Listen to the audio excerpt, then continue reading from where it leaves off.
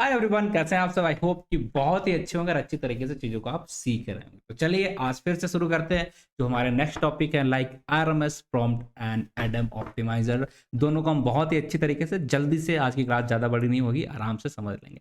तो चलिए मूव करते हैं नेक्स्ट क्लास के ऊपर और यहाँ पर समझने की कोशिश करेंगे। आज हमारा डे नंबर 36। डे 36 के अंदर हम यहाँ पर सीखने की कोशिश करने वाले हैं क्या, RMS prop and Adam optimizer. ये हमारे लास्ट के हैं और आपको पता होगा कि एडम सबसे बेस्ट होता है। क्यों बेस्ट होता है, वो सारी चीजें और इससे रिलेटेड जो भी चीजें हैं उन सारी चीजों को हम यहाँ पर देखने वाले हैं। तो let me start the thing और आपको यहाँ पर थोड़ी सी चीजें और दिखा दें कि भैया ये सारी चीजें जो भी मैं बोल रहा हूँ उसका नोट्स जो है आपको यहाँ पर देखने को मिल जाएगा। ठीक है, ये सारी चीजें हम यहाँ पर देखने को लिए लेके आए हैं। आपको हम बता दें कि आज हम इसे करने वाले हैं, रूट मीन स्क्वायर प्रोपोगेशन इसे करने वाले हैं। उसके बाद यहाँ पर एडम को करने वाले हैं। ये दोनों चीजें हम आज करेंगे और दैट्स इट, आज हमारा ऑप्टिमाइजर खत्म। चलिए तो फिर आगे बढ़ते हैं, मूव करते हैं। और यहाँ पर देखिए बहुत ही हल्के से कल हमने यहाँ पर सारी चीज़ों को करा था और आपको बता दें कि कल हमने क्या देखा था कि हमने देखा था कि एस जी डी, मैं यहाँ पर नया फिर से एक बार लिख रहा हूँ ताकि आपका हल्का सा रिमूव सारी रिवीजन हो जाए। एस जी डी, ठीक है, इसके अंदर बहुत सारी प्रॉब्लम थी। इसने बहुत सारी प्रॉब्लम को सॉल्व किया था, लाइक लोकल मिनिमा। ठीक है, अगर ये प्रॉब्लम आ रही तो उसने सॉल्व किया था। फास्ट कन्वर्जेंस ये प्रॉब्लम इसने सॉल्व की थी। ठीक है, 3 से 4 प्रॉब्लम हमारे पास थी, इन सारी चीज़ों को इसने सॉल्व किया था। अगर हम सैडल पॉइंट की बात कर लें उसको इसने सॉल्व किया हुआ है।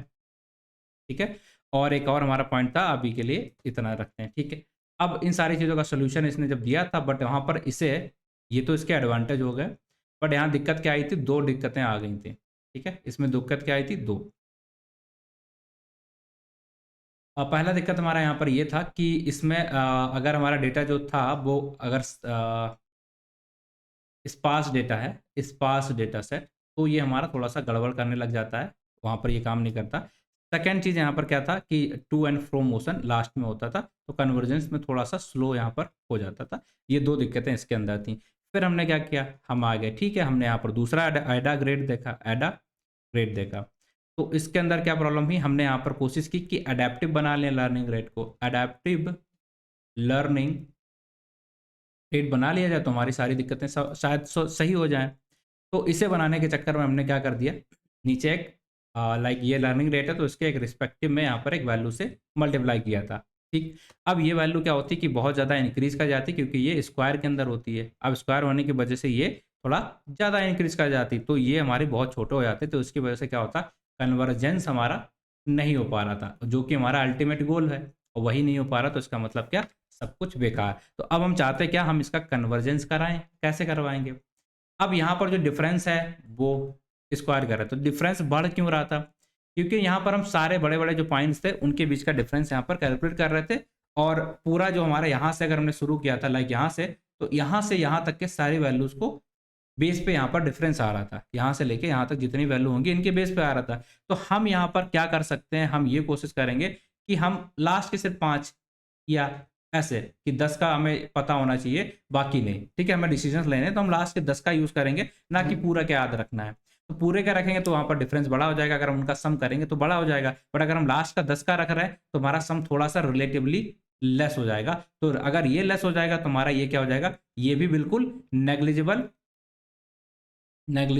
डाउन नहीं होगा। अगर ये डाउन नहीं हो रहा, इट मीन्स दैट कि हमारा कन्वर्जेंस हो सकता है। तो बस हमें कोशिश यही करनी है, क्या कोशिश करनी है कि बाबू आप ये पूरा का एक साथ मत वहां पर, क्योंकि हम लास्ट में ऐसा करते हैं ना, अगर आपको दिखाते हैं फॉर्मूला, तो कुछ ये फॉर्मूला है ये, तो अगर हम कुछ वैल्यू का लेंगे, सिर्फ 10 वैल्यू, तो उसका जो सम होगा, मतलब 5 वैल्यूज का सम होगा, थोड़ा सा कम ही होगा ना, अगर हम सबसे कंपेयर करेंगे। आप कहोगे बिल्कुल सही बात है, तो बस अगर वो कम हो जाएगा तो ये भी हमारा इतना ज्यादा कम नहीं होगा। अगर ये कम नहीं होगा तो हमारा काम हो गया ना, हम कन्वर्जेंस से करा सकते हैं। आप कहोगे बात तो सही है, बट कराओगे कैसे, तो बस फिर से हम वही याद करेंगे, किस चीज को, जो हमने लास्ट में देखा था, क्या, एक्सपोनेंशियल। एक्सपोनेंशियल स्पेलिंग देख लीजिएगा, वेटेड मूविंग वेटेड एवरेज। ठीक है, इस चीज का हम यूज करेंगे और हमारा सारा प्रॉब्लम यहाँ से सॉल्व हो जाना चाहिए। कैसे, क्योंकि ये इसका रिकॉर्ड है ना कि अगर आपको लास्ट 10 चीजें याद रखनी है चाहे वो स्पीड के टर्म में हो या किसी भी चीज़ को, तो वो याद रख सकता है। तो हम क्या करेंगे, बस इसी का यूज़ कर लेंगे। कैसे यूज़ करेंगे यहाँ पर? चलो, तो अभी तक हमारा फ़ॉर्मूला क्या था? आई बिलीव एक बार फ़ॉर्मूला लिखना पड़ेगा, तभी चीज़ें आपको ध्यान आएँगी, तो कर लेते हैं। तो बेसिक फ़ॉर्मूला हमारा कैसा दिखता है? सबसे सिंपल वाला कैसा दिखेगा? अगर हम बनाते हैं यहाँ पर, तो लाइक ये देखिए, हम यहाँ से कॉपी ही कर लेते हैं, इसे बार-बार लिखने से बेटर। पहला हमने क्या लिखा था? ये हमारा बिल्कुल सिंपल सा है, ये हमने लिखा। फिर इसके बाद हमारा कुछ इस तरीके से वैल्यू हमने लिख दी हैं और यहाँ पर ये वैल्यू थी, ठीक? तो इसको हम यहाँ पर लिखने की कोशिश कर रहे हैं, एक बार देखिएगा आप, ये वाला पार्ट। W माइनस टी, ये इसको हमें किस तरीके से लिखना? T माइनस एन ऑफ, यहाँ पर हमारे पास क्या था? VT, और यहाँ पर जो V की वैल्यू है, ये एप्सिलॉन हो गया। अब ये कुछ इस तरीके से, ठीक है? तो ये वाला जो VT था, पहले क्या हुआ करता था? इसकी वैल्यू पहले क्या थी? पहले हमने अलग तरीके से इसको कैलकुलेट किया था, जो कि हमने स्क्वायर के फॉर्म में यहाँ पर करके दिखाया था आपको, राइट? ये वाला अगर आप देख पा रहे हैं, ये वाला, ठीक है? इस तरीके से हमने इसको किया था, इस तरीके से कैलकुलेट किया था। क्या? बस ये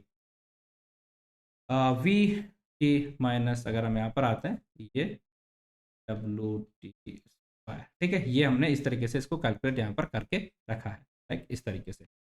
ये हो गई हमारी वी टी की वैल्यू। अब इसमें क्या हो रहा था? इसमें स्क्वायर की वजह से ये सारी दिक्कतें आ रही थी। चलो, अब हम क्या करना चाहते हैं, ये जो वैल्यू है यहाँ पर, इसको अलग तरीके से लिख देंगे, ताकि हम लास्ट के सिर्फ 10 रिक्वायर्ड को वहाँ पर यूज़ करने की कोशिश करेंगे।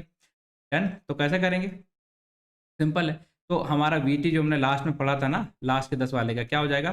Beta V T minus one plus one minus V T और delta of W T square. अभी आप कहोगे ये क्या आपने लिख दिए हो? बस वही बता देते हैं आपको जल्दी से। ये आया, आप ऊपर जाएंगे तो आपको यहाँ पर देखने को मिलेगा, हमने ये वाला फॉर्मूला लिखा हुआ था ना, हम्म,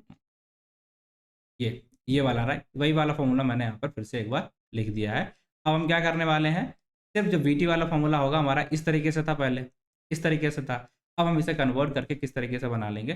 कुछ इस तरीके से इसका यूज़ करके यहाँ पर बनाएंगे। जो वीटी हमारा अब क्या रहेगा? ये हो जाएगा। ये वाला पहले हुआ करता था, ये वाला अब क्या हो जाएगा? ये वाला हमारा फॉर्मूला हो जाएगा। अब इससे क्या होगा कि लास्ट के देखो, चीज़ें तो सारी सेम है, ये, ठीक है? बस हमने क्या करा, जो भी हमारा वीटी की वैल्यू थी, उसको सिर्फ यहाँ पर बीटा की वैल्यू दे दी। अब बीटा की वैल्यू लेट्स सपोज हमने कितनी दी? 0.9। तो इसका मतलब क्या, लास्ट के जो 10 हमारे पॉइंट होंगे, सिर्फ उनका ये यहाँ पर स्क्वायर होगा, लास्ट के 10 पॉइंट का। अब अभी तक जो सारा डिफरेंस होता था उनका स्क्वायर करता था, अब लास्ट के जो 10 पॉइंट होंगे सिर्फ उनका होगा। तो जाहिर सी बात है, अगर पूरा करेंगे तो वैल्यू ज़्यादा बड़ी हो जाती है, और उसका स्क्वायर कर देंगे तो और बड़ी हो जाती है। तो अब ये थोड़ी सी डिक्रीज हो जाएगी। ये डिक्रीज होगी तो ये किसके रेसिप्रोकल में है? ये लर्निंग रेट के। तो अब हमारा लर्निंग रेट थोड़ा सा बच जाएगा, तो इसकी वजह से क्या होगा, अब हमारा कन्वर्जेंस हो पाएगा। तो जो हमारी यहाँ पर प्रॉब्लम आई थी, कन्वर्जेंस हमारा अब डन, क्या हो जाएगा? कन्वर्जेंस डन हो जाएगा। तो अब इसके पास सारी वो चीज़ें हैं जो हमें चाहिए, कि वैल्यू हमारी कन्वर्ज हो रही, आप कहोगे हाँ कन्वर्ज हो रही है, आप कहोगे बिल्कुल। ये लीनियर, वो सॉरी क्या बोलेंगे, क्या बोलेंगे, लोकल मिनिमा, ठीक है? लोकल मिनिमा को हैंडल कर पा रहा, हाँ बिल्कुल सब कुछ कर रहा है। स्पीड इसकी अच्छी, मोमेंटम वगैरह सारी चीज़ें हैं क्या इसके पास? आप कहोगे नहीं, इसके पास ये वाला इशू तो नहीं है, ये वाली चीज़ें तो इसके पास है नहीं, बाकी सारी तो है, ठीक है? इसने लोकल मिनिमा वो सारी चीज़ें तो कर ली हैं, बट ये जो मोमेंटम वाला पार्ट था वो तो हमने अलग पढ़ा था, यहाँ पर वो तो नहीं है। अब हम क्या कर सकते हैं? देखो इसमें अब इसके पास क्या हो गया, इसके पास अगर हम देखेंगे, इसने कन्वर्जेंस करा लिया, लेकिन इसके पास एक ही चीज़ है, क्या? Adaptive adaptive learning rate. अब एडेप्टिव लर्निंग रेट के साथ साथ हमें पहले हमने देखा था एक मोमेंटम वाला था। मोमेंटम वाले के अंदर क्या प्रॉब्लम थी कि लर्निंग रेट अगर इसे मिल जाए ऐसा, तो उसका काम हो जाएगा। तो यहाँ पर तो हमने कहीं भी इसका मोमेंटम में यूज़ ही नहीं किया यहाँ पर। तो अब क्या हम कर सकते हैं ताकि हमारा एक वेस्ट मिल जाए? तो अब हम क्या करने वाले हैं, अभी तक हमारे पास क्या था? एसजीडी मोमेंटम, जो कि अभी तक वेस्ट है, और इसने बहुत सारी प्रॉब्लम को सॉल्व किया है। चाहे हमने देखा है लोकल मिनिमा की बात करें, चाहे हम सैडल पॉइंट की बात करें, चाहे हम स्पीड की बात करें। और ये हमें यहाँ पर मिल गया है एक RMS प्रॉम्प्ट, जो कि आज वाला है। इसके अंदर क्या है? एडेप्टिव लर्निंग रेट हमारा हो गया है, जो कि कन्वर्ज भी होगा, ठीक है? जो कि कन्वर्ज भी होगा। तो बस अब यहीं से साइंटिस्ट को दिमाग लगा कि ऐसा करो ना, फिर इतना परेशान होने की जरूरत ही क्या है, कि आप एक नया बना दो, उसका नाम आपने रख दिया क्या? एडम। और इसका फुल फॉर्म क्या होता है ये आपको कमेंट में बताना है। अब आप क्या करोगे, एसजीडी को और RMS फ्रॉम, इन दोनों को यहाँ पर मिला दो, आपका काम हो गया। मतलब इसका वेस्ट क्या हो जाएगा, एडेप्टिव लर्निंग रेट इसके पास है, ठीक है। इसके पास क्या है, इसके पास मोमेंटम है। तो अब दोनों चीज़ें हमारे पास है ना, बस अब यही हो जाता है हमारा एडम। इसी को हम बोलते हैं हमारा अब तक का बेस्ट ऑप्टिमाइजर है। तो सारी प्रॉब्लम जो कि हमने स्टार्टिंग में देखी थी ना, आपको यहाँ पर दिखाई थी कि किस किस चीज़ के लिए हम ऑप्टिमाइजर का यूज़ करते हैं, तो आपको मैंने यहाँ पर लिखी थी 6 से 7 प्रॉब्लम। इन सारी प्रॉब्लम को ये सॉल्व हमारा कर देता है। तो ये ऑप्टिमाइजर एंड आई होप कि आपको ये समझ में आया होगा। इसमें कुछ चीजें होती हैं, उसे जानने के इतना ज्यादा परेशान नहीं है, आपको यूज करना है। मैकेनिज्म क्या है, कैसे ये बना, वो सब कुछ समझ में आ गया, आया कि नहीं। बस अगर ये समझ में आ गया तो फॉर्मूला लगा के आप डायरेक्टली इसे यूज कर पाओगे, कोई भी दिक्कत नहीं आएगी। बट ये बना कैसे वो आपको समझ में आ गया। इसमें हम कुछ और चीजें करते हैं, बट अगर आप नहीं भी सीखोगे तो उसमें कोई दिक्कत आपको नहीं होगी। हम यहाँ पर थोड़ी सी चीज़ों को और यहाँ पर करते हैं, ठीक है। हम वॉइस करेक्शन वगैरह कर लेते हैं, बट इट्स ओके, ठीक। फिर बहुत ज़्यादा मैथमेटिकल होता चला जा रहा, छोड़ते हैं। दोनों को मैट कर दिया, हमारा काम हो गया। दैट्स इट, हमने सारे ऑप्टिमाइजर देख लिए। वो जो उसके फीचर्स होते थे वो सारे फीचर्स हमारे इसके अंदर आ चुके हैं। इन दोनों को अगर मिक्स कर देंगे, मोमेंटम और एडेप्टिव लर्निंग रेट दोनों चीज इसके अंदर आ गई, तो मतलब कंप्लीट एक हमारा बन चुका है ऑप्टिमाइजर। और फ्यूचर में हो सकता है इससे भी कुछ अच्छा आ जाए, अभी के लिए यही हमारा बेस्ट है। तो आई होप कि आपको ऑप्टिमाइजर समझ में आया होगा। हमने 2 से 3 वीडियो ली हैं, लेकिन क्लियर हो चुका होगा। पर अभी भी अगर आपको क्लियर नहीं है तो आपके पास एक रास्ता है, आप वीडियो को एक बार और देखेंगे और उसके बाद आपको सारी चीज़ें क्लियर हो जाएंगी। तो thank you for watching the video. मिलता है आपसे अगली वीडियो में, तब तक के लिए टेक केयर, बाय। ठीक है।